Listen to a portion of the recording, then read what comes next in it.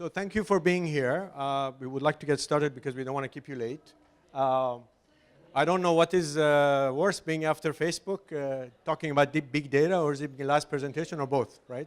So, but thank you for being here. So what we're going to talk about, myself and my colleagues, we're going to tell you about scaling up startups and what we have been able to do in a program in Jordan. The presenters are myself. My name is Bijan Azad. I am a director of Darwazah Center at AUB Olayan School of Business. I have Shadi Zain with me, who is a director with Inventis Corporation, who is a boutique investment advisory firm as well as doing due diligence. And we have Jalil Al-Labadi, the CEO of Altap, a Jordanian firm that specializes in telemedicine. Basically, what we're going to do, I'm going to define a scaling up from our perspective in terms of what, from the trenches, what we see scaling up issue is. Then we're going to switch over to what the experience from Altap's perspective has been. And then we're going to come back and talk about the kind of tools, techniques, solutions that we offer. And then we're going to focus more on the program that we have been delivering with the sponsorship of USAID in Jordan, which is called the Jordan Competitiveness Problem. And then we will end with the conclusion. Please come in, please, please. We need more of you. Yalla. So, what's a scaling up problem? You just secured your round A, your round B, and you have in your pocket 1.5 million, 2 million. And boy, it took you a long time to do that. And boy, it was a big problem. And now you think all your problems are solved. Well, actually, your headaches are just starting. Because it turns out that basically you hit the 1 million mark in revenue and you want to grow above that, you have issues. So what we are going to talk about is focusing on the fact that the traditional business education, the way it's delivered and in terms of its content, does not do a good job, in fact does this poorly to prepare people to be able to address this problem. So through the program we have designed, we think this is done better, and particularly why we are here in BDL Accelerate is because we think that this program is a nice counterpart, or let's say the other part, the yin and yang of growing up companies is that you need finance, but you need other things.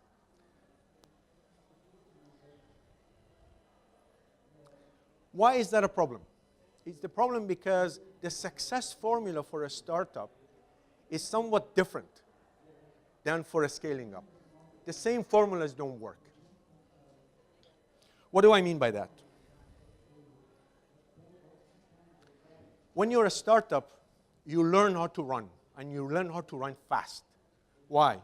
You want to get a product out. Run fast to get the product out. You want to make sure you have customers. You run to get customers.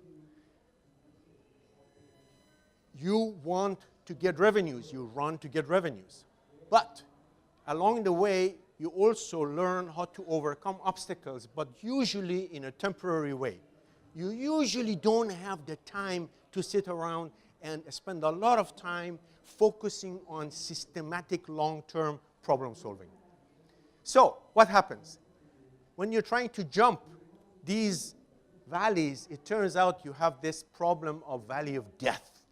Sorry to use a death terminology these days. It's probably not politically correct. But I'm using graphic imagery to kind of get you to see what I'm talking about. This valley of death is common, very common to a scaling up. So much so that there is research done on it. It's called basically that 96% of the companies don't usually make it. I'm sorry, I should have turned this off.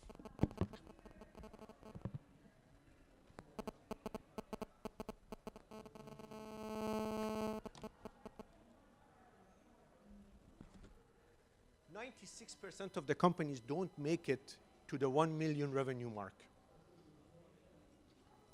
A small fraction make it to 5 million, and about 10% of those make it to 10 million, and so on and so forth, which means the probability of scaling up as you grow becomes harder, because the issues that you were solving before multiply, right? So you need processes, you need systems, you need approaches to more or less don't fall. When you're jumping those hurdles, you don't want to fall and basically become history in the value of a startup.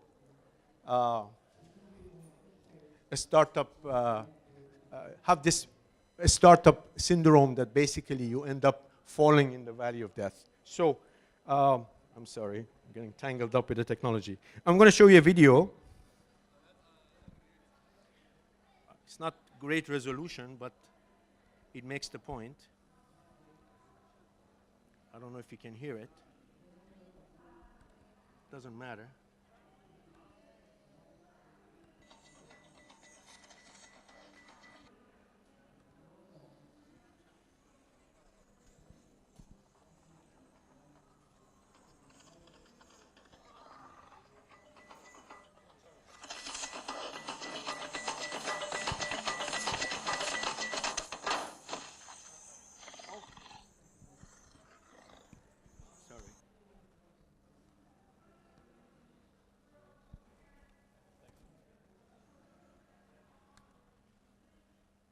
Apologies. Here we go again.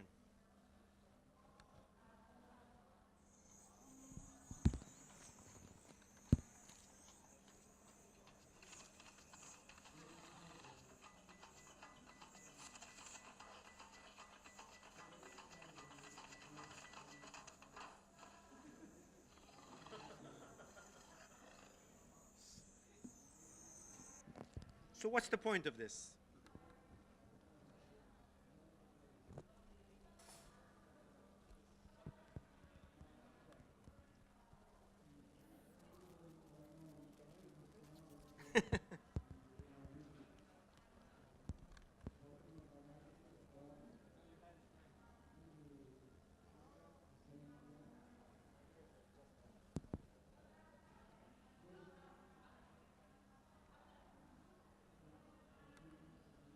It's a good thing I don't have another video.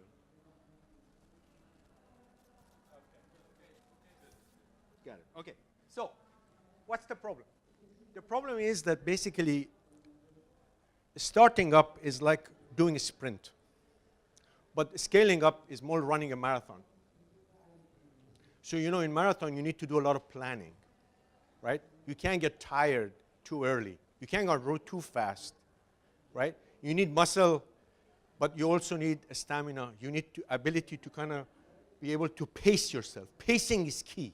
Organization is key. And then if you like, you add to that element of relay. Maybe you have to pass the baton. Maybe it's participant. So basically, that means effectively you need a different solution than what you were doing when you were starting up. So this program that we have is basically, we think we have developed an approach combining capacity building techniques, approaches, frameworks for startups that are at the scale-up stage, and then come in and do just in time. Obviously, they were turned off by the video. And this means that what we have done, we have developed something that fits more or less the problems that are faced by a scaling up stage startups. Now, what I'm going to do, I'm going to turn over the floor to Jalil Al-Labadi to talk about Tippy, because it's very important to hear it from people who are going through this. Yani, from my point of view, we are kind of helping the real people who are doing this on the ground. So, Jalil, you can tell us about Tippy and some of your challenges. Thank you, Dr. Bijan. I wish I have Dr. Bijan's confidence in front of a lot of people. Anyway, I'll tell you a little bit about Tippy, and then tell you about how we went about the program and the material we're learning from the program. You know, basically, I'll have to jump over. Yeah. So Altap is the largest Arabic medical marketplace, real-time marketplace. We actually provide access to qualified family doctors 24/7 within seconds for a subscription of $5 on average per month. This is Altap didn't start like this. Altap started first as a medical portal. We have a lot of content. We still, until today, it is still the largest Arabic medical portal containing everything about medical information. So until today, we rely on our website driving almost 7 million unique visitors a month to come to, that subscribe eventually to our service of connecting with doctors. This is a quick snapshot of how Altap works. It's very simple. People subscribe, $5 a month, unlimited use, unlimited calls with doctors, GSM, high quality, verified. So we are an example of what Dr. Bijan was mentioning. We just closed our Series A round. We pocketed $1.8 million. We're happy. We thought we were heroes. And then, as Dr. Bijan just said, headache just started. We now have a board we have to report to. We have to actually submit financials every month and show what we're doing and how are we scaling really to achieve what we want to do. So we are now present in 4 Arab countries, and we want to take it further. We want to own those countries and then go through other countries along the emerging markets. And it sounds beautiful, but not easy. So we had to start from something, and thank God we pocketed the money just as the program with Dr. Bijan started. So we started about it scientifically. We had to really redefine and think about what are our pain points. What are the pain points that we are solving to the users, not only the grand big picture that we are offering a cheap service for the people. We actually had to define what is exactly the value proposition along the medical advice process of the user and think, where do we fit? What are we exactly thinking of so that we define our message, and marketing message, our approach to the strategy, our design, everything had to rotate and address those patient pain points. And then define what is our market, what is the market we are addressing. We had long talks about that, very good classes, how to define our addressing market. You'd assume, yes, we raised the money, we had to build a financial and investment deck that includes everything about these points. But then when you start actually working on them and talking about scaling, you have to get back on the board and redefine and make it much clearer for the execution part, not only for the fundraising. We had to be very clear about our uniqueness. What is our X factor? What do we actually stand for that is unique compared to anyone else in the market, so that our patient or our user, I keep saying patient, but this user, how is our user viewing us compared to everybody else?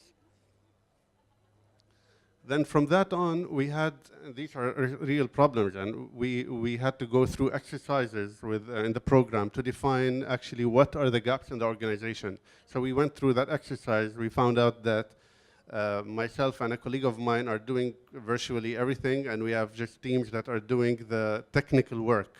Everything else is managed by 2 people in the organization, which is, of course, not a cool thing if you want to really scale. You have to have qualified people doing filling those positions not only well, fantastically well, so that we can actually scale. So we had to define those gaps in a very scientific way, I have to say, and then create a succession strategy. We had to look at what are the qualifications of the people we have, and what are the qualifications of those beneath them, and to see if we can actually take it further.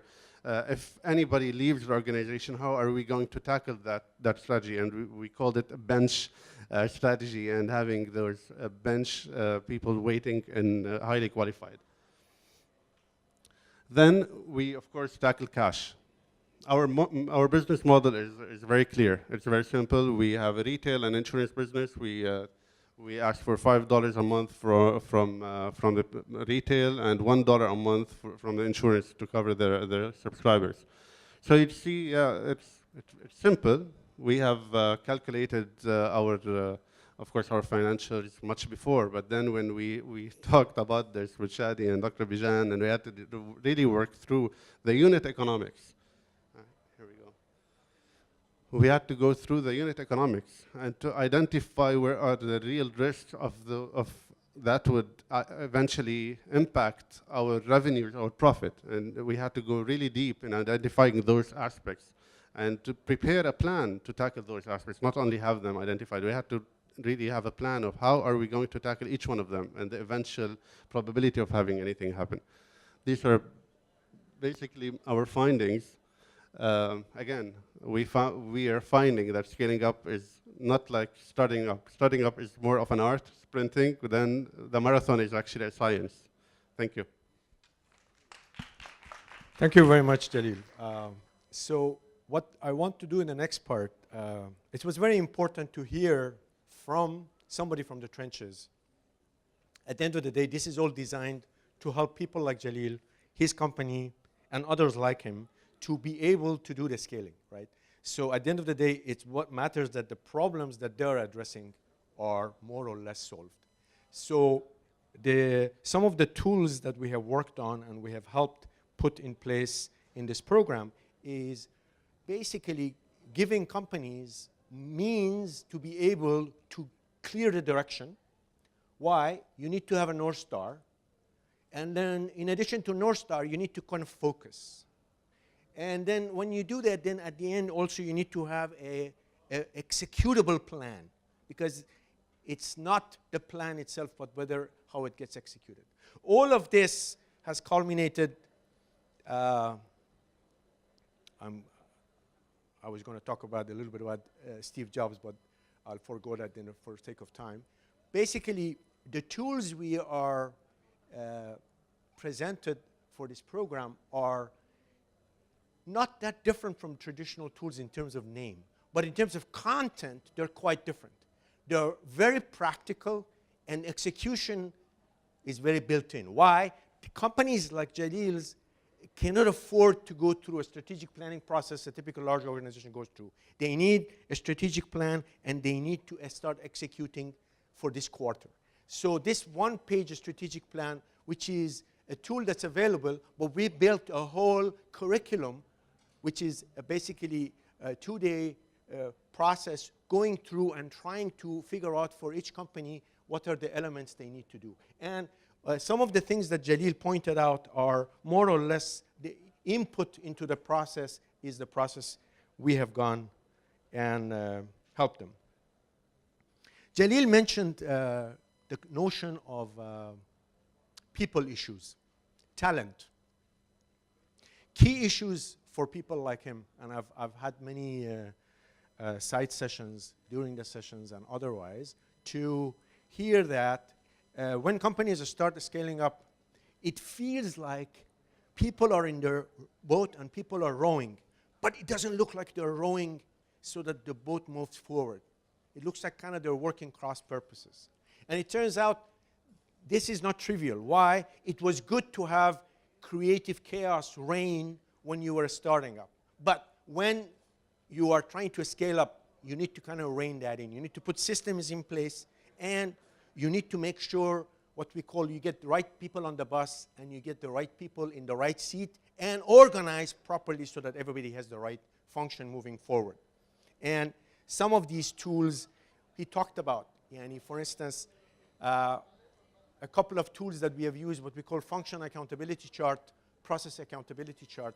These tools help the founders, management team identify who's doing what, who's accountable for what, and basically what are the underlying core processes. And guess what? Most startups have a problem. Exactly what he said. 2, 3 people, sometimes one person is doing a lot of things. That's not sustainable. The company needs to diagnose that and then start solving it. He talked about pricing. He talked about the unit economics. And then, this, I downloaded this from internet. Everybody knows revenue is vanity, cash flow is sanity, but cash is king. Yes, that's a beautiful statement. The problem is we need to turn this around into something actionable for startups. How do we do that? Basically giving them some of the specific tools to be able to handle this. So by focusing on their cash, operating cash cycle, and by focusing on accelerating getting cash, what helps is that the company starts what? Focusing on self-growth, self-finance growth. And that makes it more attractive for financiers, but much more importantly, it's more sustainable for them. Why? These are the things that were for big companies important. For small companies, the ones that are scaling up, is critical. It's a matter of life and death.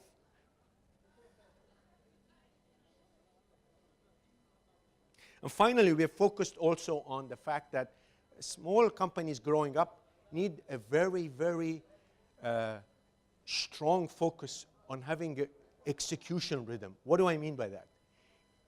There is no time to waste. The plan is done and has to be executed for the next 90 days. Guess what? The most important technology for that is the whiteboard. And most companies that are doing a scaling up well, in fact, have to adhere to something like this. So what have I just outlined is that it's not just the frameworks, it's not just the techniques, but also the execution to go along with it. You don't have to take it from us. Basically, the companies, both internationally and regionally, who have succeeded and have been able to scale up, have what we call this flywheel effect, which is the company growth consistently and in a scalable way.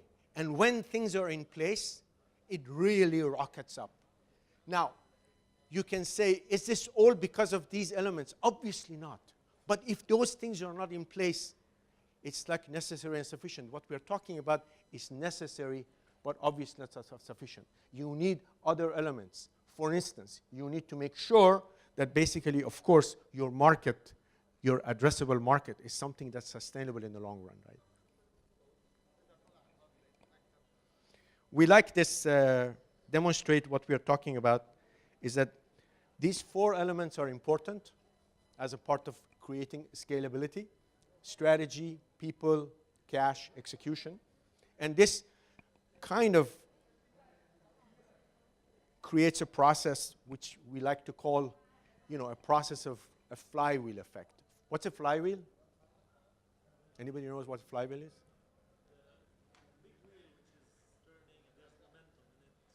Momentum, exactly. So momentum that's created by the flywheel becomes self-sustaining. As opposed to, if you don't have things in place, what happens? Falls apart or slows down. It's kind of degenerative. Rather than sustaining, it's degenerative. So this flywheel effect is very important. Now, we are not kidding that this is a crowd that really exists. There is our friend Jalil right there with their new logo. We have 12 companies that are part of this program. Each of them have more or less gone through the program, and they're embarking on their process of scaling up. And we're very optimistic that the scaling would happen. I'm going to tell you a little bit about the components of the program because, basically tell you how the program was designed. The program consists of 3 phases. Phase 1 is done by assessing the strengths and weaknesses of each company that's participating. Stage 2, you have an executive education program which consists of these topics, and then followed by stage 3 where mentoring is done. And of course, we collaborated with our partner from private sector, Inventis. Shadi is in the audience, and we will, if anybody afterwards has any questions, we can direct to him. Especially, we think that the firm assessment was an important input into both identifying where are the needs, but particularly what is specific to scaling up. Summary. Scaling up is a challenge that needs a specific solution. It's not a generic problem. It's not like, oh, let's do management. People say, you need management. But management of what? You need management of strategy. You need management of people. You need management of cash. But in a what way? In a way that's specific to the problems that these guys are facing.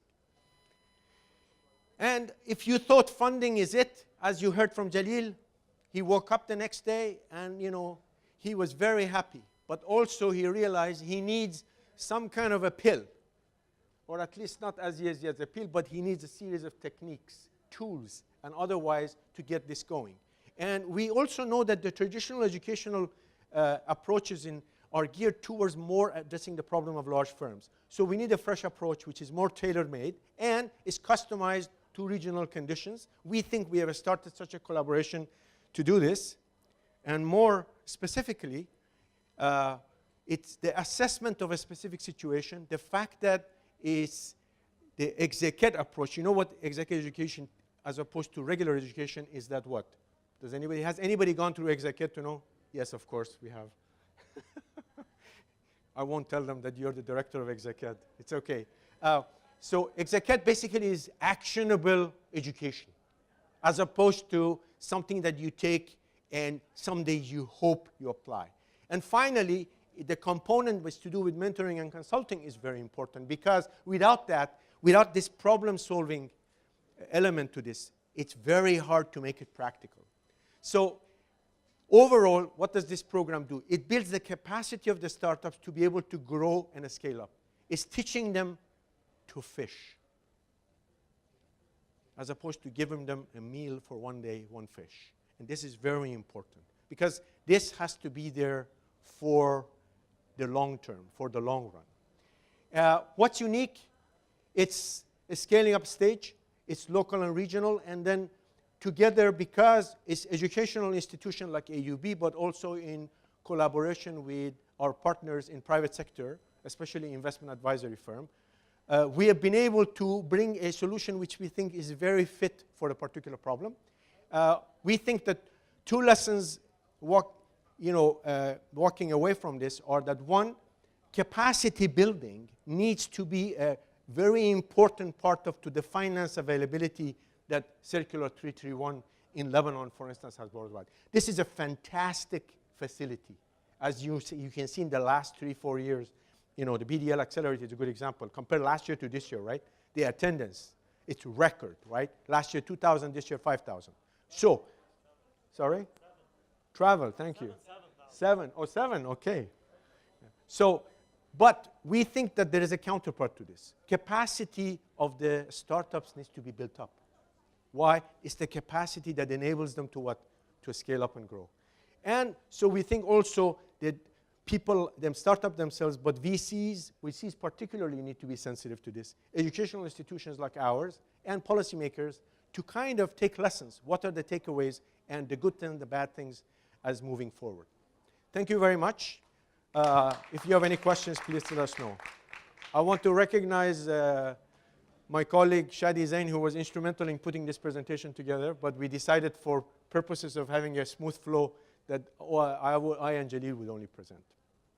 Any questions, comments? Yes? Is this program given on a case-by-case basis for each startup to scale, or is it generic, somebody can go and Good point. So basically, is it on a, basically, I will let Feda answer that. I love to pass on questions. And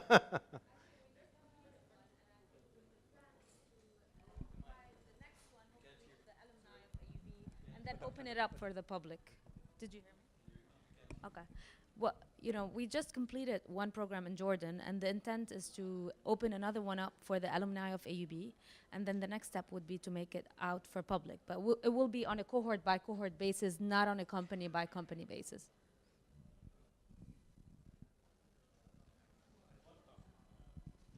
This is still actually in the making. Yeah. It's not too far off from a typical exec-ed economics, but we're trying to make it more affordable. But you understand, one of the challenges of doing this is that it's very people who need it most, perhaps they cannot afford it. So we have to have a way of bringing this about. And that's why we think that VCs have a role to play here, because maybe VCs can themselves play a role. Maybe we can go to other donors, because this is important, right? This is not a trivial issue. because it's economics plays a big part.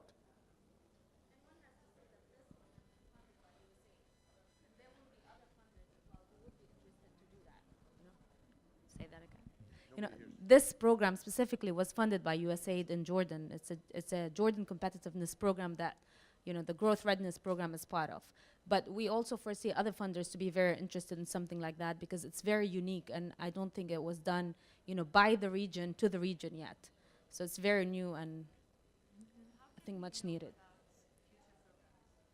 I think, you know, we'll be, you know, we'll be providing information about this on the Darwazah Center as well, because as the executive education collaborates very closely with the Entrepreneurship Center at AUB, so we will have that on their social media as well as on their LinkedIn account, etc. So that will be the way that it will be public.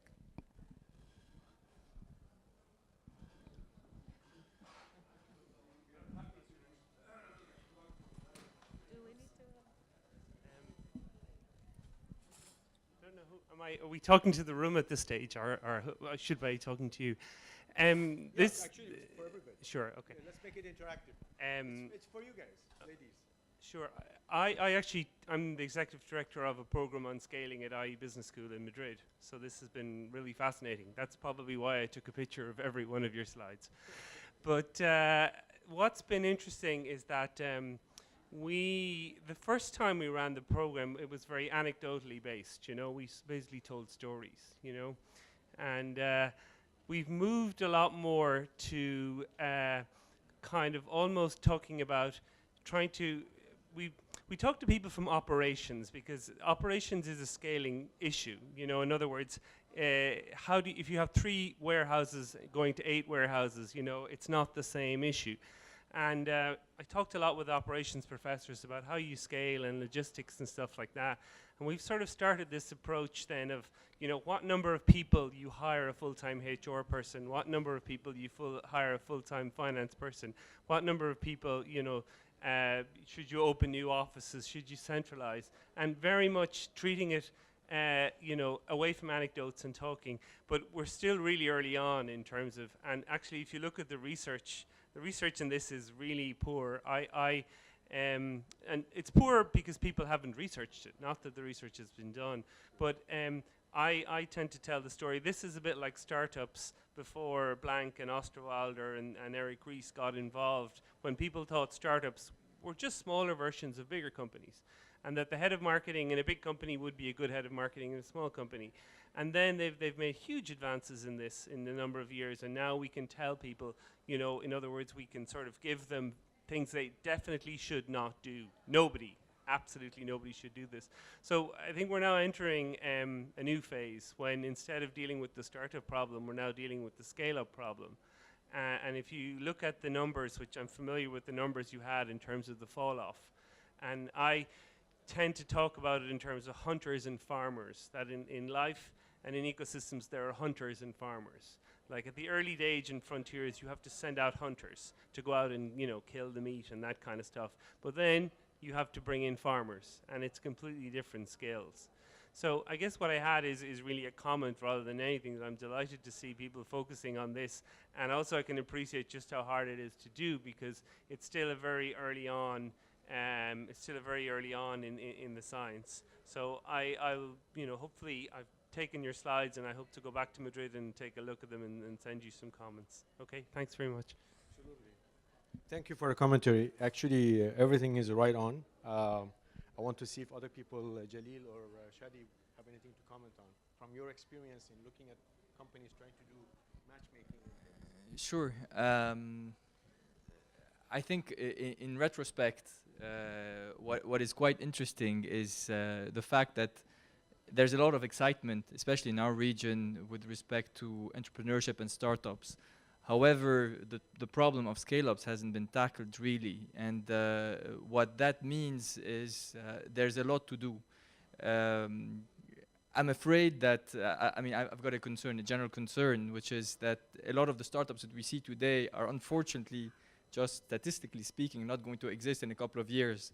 And that's a shame, because one of the biggest challenges we've got in the region is about creating jobs and making these SMEs sustainable as an economic engine. So that being said, what we are also not doing is, or actually what we're doing is we're using jackhammers to solve problems whenever we need actually hammers. And meaning more specifically that the Scallops, the tools that we're giving Scallops is right now not the right ones. And what I liked about the program, and I thought was very pertinent, I hope Jalil also thinks so, is that we made it into bite-sizable tools that are actually practical. I mean, you don't want to create a 20-sheet model to do something that that you could do in 2 or 3 sheets. So it's that mentality that makes it practical and really addresses the real concerns of scale-ups that is quite attractive. But overall, I think hopefully that will help with the scale-ups and the general ecosystem. Any comments? Other comments? Questions? Jalil, you have any comments? What I like about Altap is that obviously he cannot reveal under the hood what's going on, but what is interesting is that companies like his, where they address a regional problem, right? For instance, this startup probably would not have taken off in the US because of legal and institutional issues, but it's taken off here. And it's addressing a very, very distinctive problem that's to our region, i.e. to do with telemedicine, giving advice, medical advice. This has potential to grow really large because our non-Western part of the world really needs this, but also specific challenges that he's facing, like simple things to do with recruitment that on the surface look simple, but they're not. How do you build breadth on the second layer of management, but also depth, right? Because at the end of the day, that's scaling. In other words, are you able to move forward as you grow, having the right people in the right places? Yeah, sure.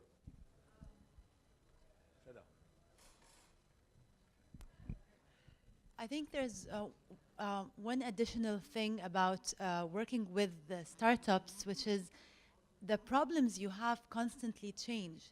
So you have to also have this, Yes. So you have to constantly change with the problems and find new solutions. So Jalil, for example, the problems he had a year ago were completely different from the problems he has today. And 6 months down the road, I think they're going to be different. So it's the entrepreneur has to be quick enough to also change the mindset, change the strategies, change the plans, and where the time is being spent on solving new problems. That's absolutely right. Maybe you or yourself, you're an entrepreneur, startup, you're dealing with similar problems, right? So what do you think were some of the ways you've developed to kind of handle this problem with the fact that you have to be kind of agile? So what's some advice you have to offer others? Some advice I have for other entrepreneurs. I think to ask, to seek mentorship and keep on asking and not to bottle up and keep everything. Sometimes we're embarrassed to ask stupid questions. I like that. That's actually very, very important. In our region, I feel like we are not, in our region, I think, thank you for that. Our region, we have a kind of a stigma attached to the fact that, we're supposed to know everything. I'm the first to admit that as an academic, trying, especially making a foray, like, what's your name? Joe mentioned very well, is that academia is supposed to be ahead of the game, but in this area, actually, we are learning from practice. And we're trying to kind of collect the anecdote of evidence and then kind of distill it into bite-sizable things that we can then kind of apply, right? Go ahead, Joe. I just wanted to say 2 other things. Sorry for monopolizing the conversation, but it's very unusual to be in a room full of people who have any interest in this topic. So I'm take the opportunity while I have it. The line I use for what you've just said is a scientist friend told me that in science there's a very common phrase which is a day in the library will save you 6 months in a lab. And that's the same with mentoring. That's, you know, we all talk about experimentation and stuff, but actually sometimes you just need to ring up someone who's been down this before and they'll tell you, oh no, absolutely don't do that. The other point I just wanted to make was about, you know, that a lot of, even though you're at the scaling up phase, you still have to, you know, go after and embrace risk. You're still not at the steady state. Your innovation occurs at the margins, not in the center.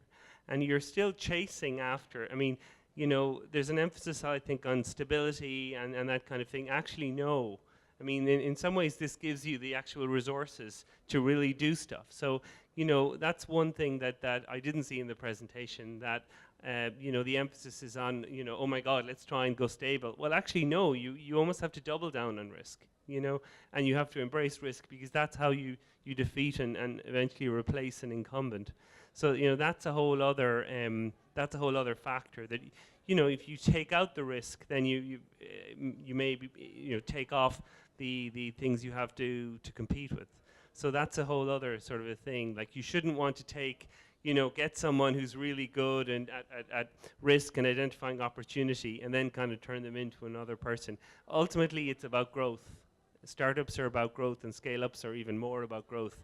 And you have to not lose that in the same way that, you know, you bring in processes.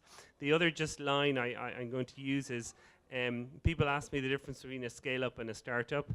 And I always talk about, you know, the day the boss isn't in the office. You know, does your company run when the boss doesn't come into the office? And that's the effect you're trying to achieve. And certainly I know from scale-ups, I've started startups, I've started 6 of them. You know, at the startup phase, very much depends on the boss coming in all the time and driving it. And then you have brought in process when you cannot be in the office and the company still runs effectively. So that's the line I use. Thanks. I just want to make one point in relation to Joe that I would characterize it slightly differently, although I agree with him. It's a question of balancing risk versus more or less stability. Like everything else in life, right? Marriage, kids, work is balance. And how do you strike the balance? Because at the end, I 100% agree. You cannot be without the growth comes from going after a new market, and there are all kinds of unknowns, right? But you balance that. So I agree with you. It's a question of the right balance. And then when you scale up, I feel like you bring in the balance more front and center. And I think that's the issue that I would say is very important. Yes. It's maybe a silly question, but I'm starting a startup, and I keep hearing that get a mentor. And where do we find the mentor? I search for mentors. I don't know if you have the answers. I used to work at the UBMC and left like 2 years ago and began building this startup. So I don't know if you offer mentorship. So that's a general question, right? So I would say we offer mentoring and acceleration at the center, but that's more activities that we have institutional partners. We work with Speed, we work with Badr, we work with Endeavor, we work with National Instruments. So that's more in connection with them. And startups that we ourselves more or less are part of. MoodFit in the hall is one of our student groups who is basically launched a startup as a result of going through our entrepreneurship curriculum. Is a course modeled after Steve Blank's Lean Launchpad. Basically, we implemented AUB. Now, that's a long answer to your short question. I think basically there are a lot of online sources you can go to. Just go to LFE, Lebanon for Entrepreneurs, and then look for more or less mentor, and then there are a bunch of entities, and then I would say just start from there. And then I know Mowgli, MOWGLI, has been launching a program in Lebanon. I know that we sent a couple of our faculty to be mentors. They're training mentors. So I know Mowgli is starting to get engaged. So I would say it's more a matter of locating the right site and the right entree into doing that. And as the system, as the ecosystem becomes more mature, I think you can look them up more directly. I don't want to keep people long here. Is there any other question, comment? Thank you for being such a dedicated audience. We really appreciate it and hope to see you soon. Thank you.